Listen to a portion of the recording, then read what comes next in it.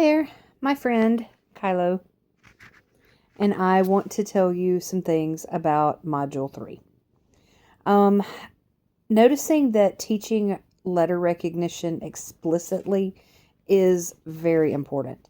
We want the students to learn to connect the letters and the sounds, and that's going to help them to become stronger readers. It's not just something that we do casually, but we do it with intention and through different methods so that we reach all of the different learning styles. And in doing that, we're going to ensure that they have more success as they grow up. And also knowing that doing it through games is going to help them more than just showing them flashcards, but trying to make it fun and make them enjoy it is going to be our best chance for success. When we get to Aries phases, we have the pre-alphabetic phase, which is environmental print, like seeing the golden arches and the kids all know, hey, it's McDonald's. And that when they see the partial alphabetic phase, you see the letter D. And of course, all words with the letter D mean dog. And all words with the letter C mean cat, A, apple.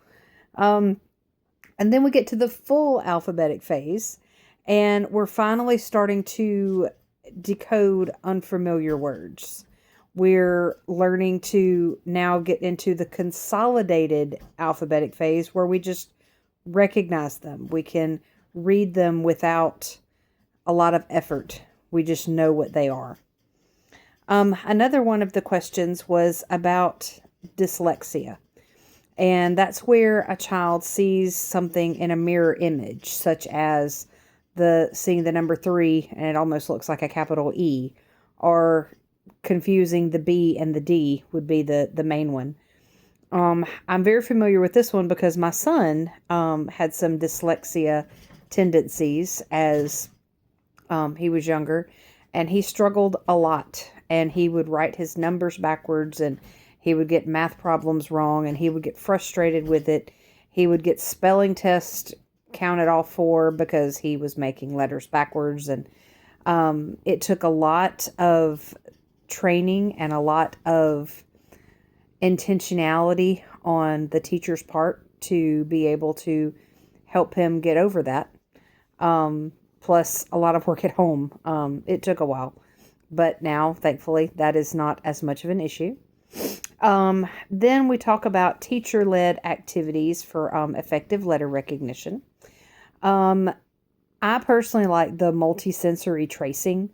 I use that a lot in my classroom with shaving cream, and we would put shaving cream all over the table and get it all messy, and then I would give them a letter to write or tell them a sound, and they'd write the letter that went with it. I'd let them practice writing their name. Sometimes we would do it on sand or have them put sandpaper under their paper and write it with a crayon, and then it would be textured.